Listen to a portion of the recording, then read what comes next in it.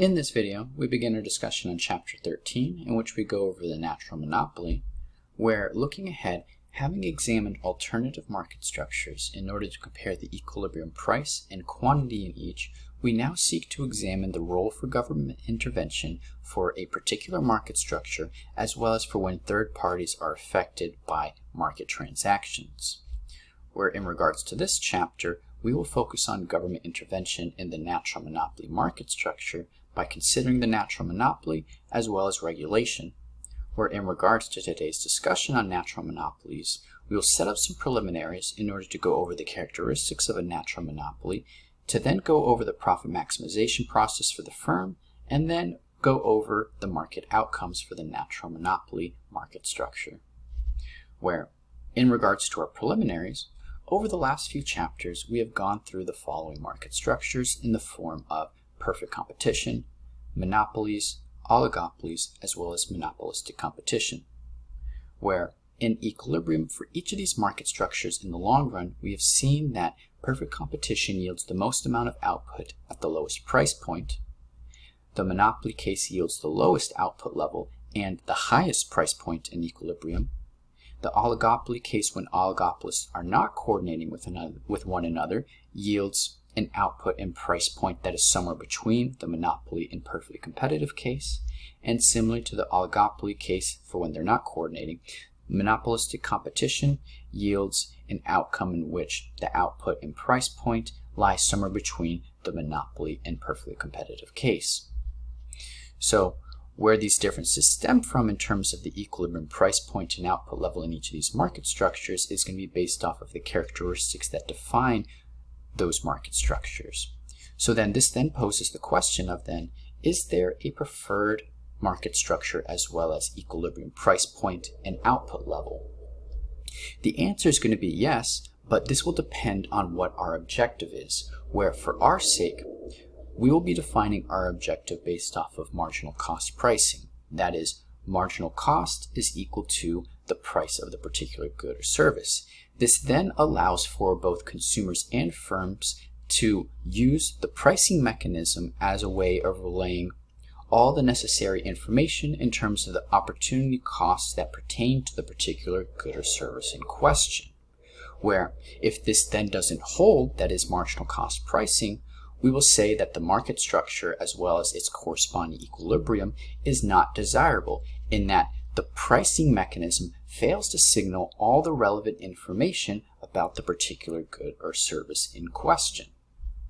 So then, with that in mind as our objective, only perfect competition yields an outcome in which there is marginal cost pricing, in this case both the short as well as long run. All our other market structures can be seen then as market failure to some degree, where we can define market failure as an imperfection in the market mechanism that prevents optimal outcomes. Where this then poses an additional question: can something be done to correct this market failure? The answer is going to be yes, in the form of government intervention in order to alter outcomes in that particular market. So, with that in mind, we will look at how the government can intervene in a market through examining the natural monopoly. Where, in order to do so, this will require us to go over the characteristics of a natural monopoly, its profit maximization process for the firm, in order to look at the equilibrium price point as well as output level for this particular market structure, and then in our next video consider what the government can do in terms of intervention. Where, now turning our attention towards the characteristics of a natural monopoly, this is going to be a subcase of the monopoly market structure, where we can define the natural monopoly as an industry in which one firm can achieve economies of scale over the entire range of market supply. Where in terms of the conditions needed to satisfy a natural monopoly, it's going to be similar to that of the overall monopoly market structure. We need a single firm whom is a profit maximizer in which high barriers to entry exist in this marketplace, where there's no close substitute of goods available in terms of purchasing, and overall the single firm is a price maker. Where the key difference between a natural monopoly and the general monopoly case will be this high barrier to entry in the market space will be due to economies of scale. Where Economies of scale can be defined as reductions in minimum average cost that come about through increases in the size of the plant and or equipment used, where this then overall translates to cheaper to produce the particular good or service as the production process overall increases, where economies of scale act as a natural barrier to entry into the particular marketplace, where a standard example would be the utility company in terms of demonstrating this property of economies to scale, in that it's costly to invest in pipelines as well as power lines to provide water as well as electricity to a particular city, where once this steep initial investment is done in terms of a very high fixed cost, the process then becomes cheaper overall as more is invested. That is a low marginal cost. So then this overall then leads to one firm being preferred into the space that is supplying the good as opposed to many, given that if many firms tried to enter into this space, not only would it physically be messy in terms of many pipelines and power lines being used in the city,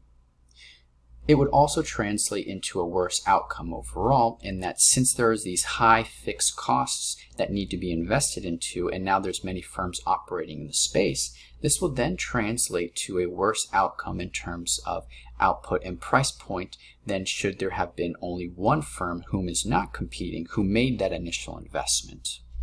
So then with this in mind, economies of scale thus give a unique cost structure due to the high fixed cost and low marginal cost value, where the low marginal cost will pertain to the marginal cost curve being strictly below our average total cost curve. As a result of this high fixed cost as well, in terms of average cost structures, our average fixed cost effect will be dominant in terms of average total cost, so then this translates to a downward sloping average total cost curve overall. We're graphically representing this in terms of price on the vertical axis and quantity on the horizontal axis.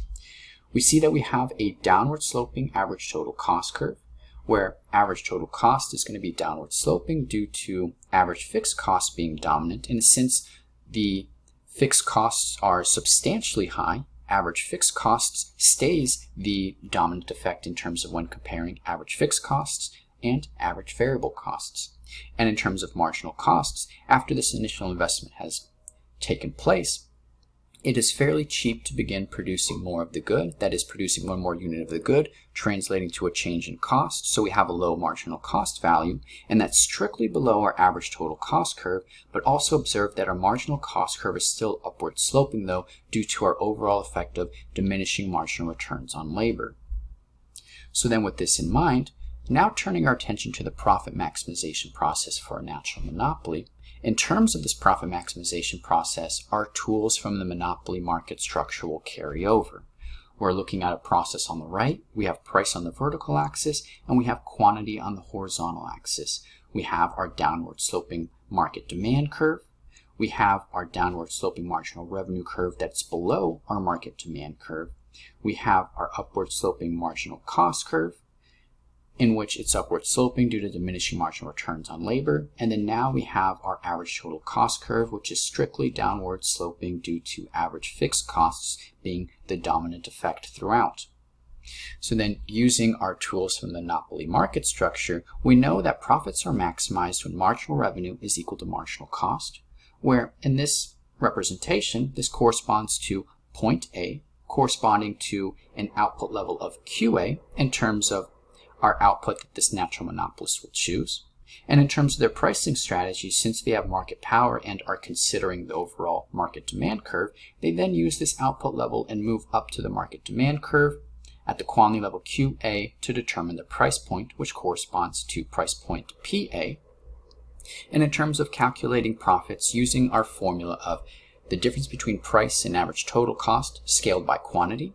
we see that our pricing strategy on the market demand curve, PA, is strictly above our average total cost curve value of PD at the quantity level QA. So we know that profits per unit is going to be positive, such that when we scale that by our quantity level QA, we'll have positive profits overall, which is in line with our thought of the monopoly market structure. And overall also, we have that price is strictly above marginal cost, and that our price point PA on the market demand curve is strictly above our marginal cost value at the quantity level QA, in which marginal cost has the value MCA. So then, with this in mind in terms of the outcome for the individual firm, looking at the overall market outcome then and comparing it to that of the perfectly competitive case, we have, returning to our graphical illustration, for the natural monopoly, we know that price is going to be above marginal cost. Given when marginal revenue is equal to marginal cost, our pricing strategy corresponds to on the market demand curve PA, which is strictly above our marginal cost value MCA. Our equilibrium quantity level is QA, when marginal revenue is equal to marginal cost, and our pricing strategy is PA. In terms of profits, we know that profits per unit is going to be positive, and when we scale that by quantity, we'll have positive economic profits, as all of this we saw in the prior slide. Now turning our attention towards the perfectly competitive case, we will now assume that the marginal cost curve is the market supply curve for the perfectly competitive firms in the industry, that is the sum of their individual marginal cost curves, and we will also consider our downward sloping market demand curve, where we know that for the perfectly competitive market structure, we know that market demand equaling market supply gives us our equilibrium quantity level and price point, which corresponds to the quantity level QB and the price point PB, where when this occurs, marginal cost pricing also holds. Now in terms of calculating profits overall in terms of the market structure for the perfectly competitive industry, we see that our price point PB in equilibrium is strictly below our price point on the average total cost curve, which we'll designate as P subscript capital B, such that there will be losses per unit, such that when we scale that by our equilibrium quantity level QB, this then translates into overall losses in the market. So then overall what we saw in our last two slides were that for the natural monopolist, there is a lower level of output but a higher price point in equilibrium compared to that of the competitive market structure, which is analogous to what we saw with the general monopoly market structure, in which there was also positive economic profits, which also follows from the general monopoly market structure, and marginal cost pricing was not satisfied, which also follows from the monopoly market structure.